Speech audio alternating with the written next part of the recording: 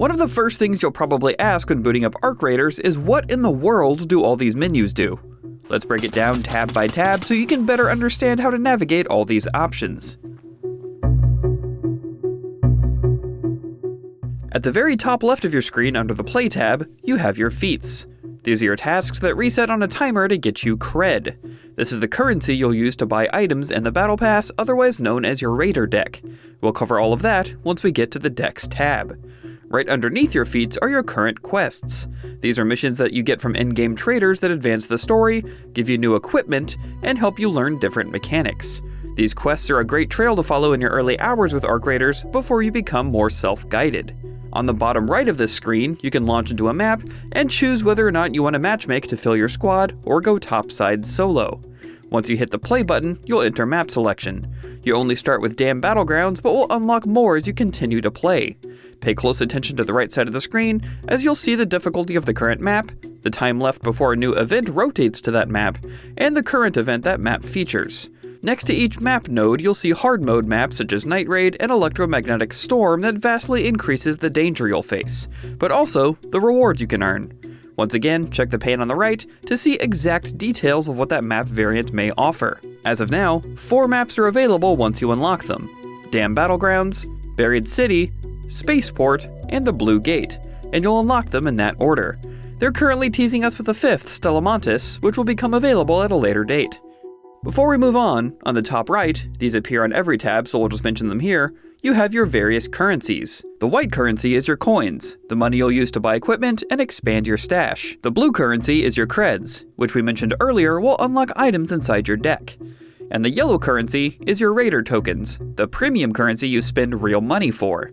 These allow you to buy new premium decks once they become available, and special cosmetics you'll find in the Store tab and the Raider customization menu.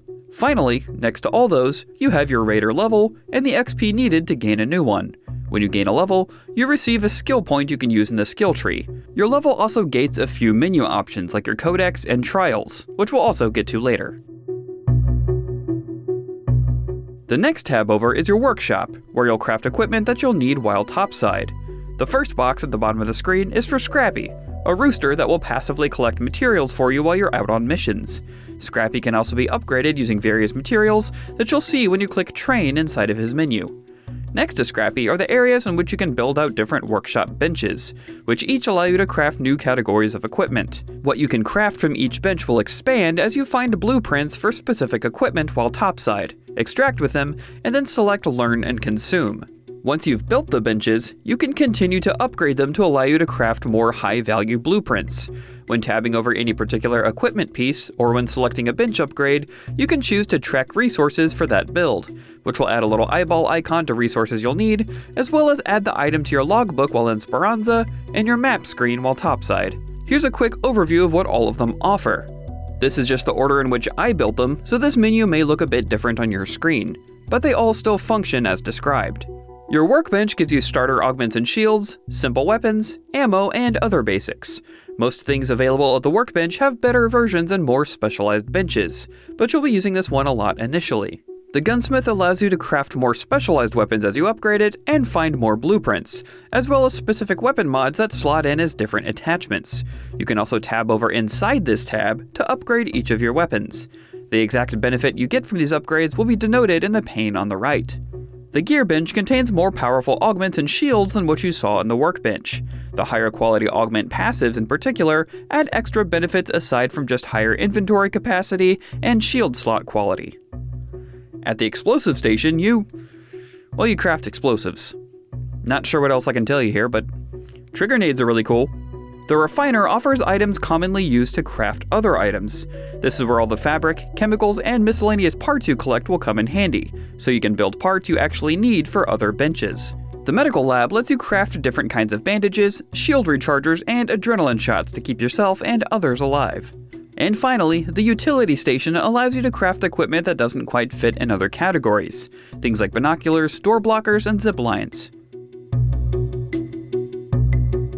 The Raider tab, like the Workshop tab, contains a few different sub-menus, all concerning your current Raider.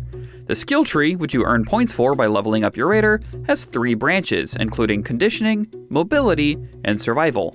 As of today, there's no way to respec your current raider. You'd have to send them on an expedition and start a new raider over, more on that later, so make sure you read the skills up the tree carefully, as many require a ton of points in lower levels to ascend to the more powerful skills.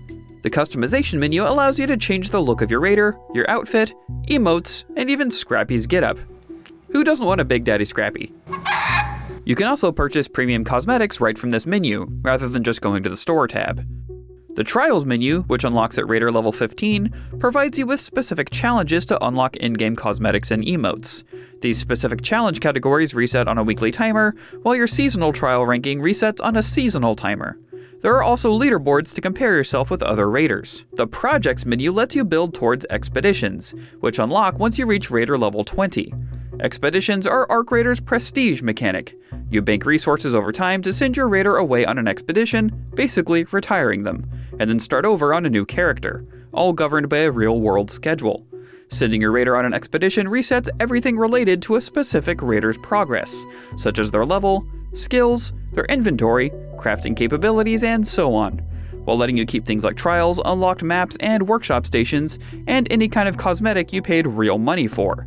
Every time you retire a raider, you'll get new buffs until the next expedition window, unique cosmetic rewards, and account-wide buffs that will benefit all your future raiders. And last, in the raider menu, we have the Codex, which unlocks at level 5. The Codex's World Book tab gives you a ton of in-game information on lore, quests, maps, and even the drones you'll be fighting. Reading up on enemy behaviors or weak points can be life-saving, so be sure to check it out. The other tab inside the Codex also lets you see all your player stats, including time spent topside, your round history, and how much damage you've inflicted on certain enemy types. The Traders tab contains all the NPCs you'll interact with while in Speranza. You can trade items, purchase goods, and accept and turn in quests from all of them. You can trade assorted seeds to Celeste for crafting materials, and spend coins to purchase items from everyone else. Shawnee provides you with utility items like binoculars and hatch keys, Tianwen sells you guns, gun mods, and ammo, Apollo offers various explosives and gadgets, and Lance provides medical items, augments, and shield rechargers. As mentioned before, decks are Arc Raider's battle passes. Inside a particular deck, you can spend creds you earn from completing feats to unlock cosmetics and Raider tokens, the premium currency. You have to spend a certain amount of creds on each page of a deck to unlock the next page. On the right side of the deck's page, there's a full pane for your feats, and the times on which they'll reset. The Store tab is where you'll spend Raider tokens to unlock premium cosmetics. Inside the different selections are specific items you can buy if you don't want the whole bundle, but buying the bundle will get you all of them at a discounted rate. At almost any point while you're in another tab, you can press the button or key shown on the bottom left of the screen to open up your inventory. Your inventory contains everything your current raider has earned or collected, and there's a few things to learn about this screen. On the far left pane, you can choose to sort by type of item, and then sort again by particular values inside that item set. You can also merge stacks of the same item if they're split up and you need to consolidate space, or move everything from your backpack into your inventory. Above these buttons, you can also spend coins, the currency earned in-game, to expand your inventory space. In the right pane, you have your loadout, which is what you'll be taking with you topside if you choose custom loadout after choosing your map. If you choose free loadout, you won't be risking what's in your current custom loadout, just whatever the free loadout randomly gives you. If you check the bottom of the inventory screen, you can see a few shortcuts. Show Tooltip pops up a giant window of information that shows you what the item is, what it does, and how it's categorized in the inventory. Also its rarity, durability, value, and weight.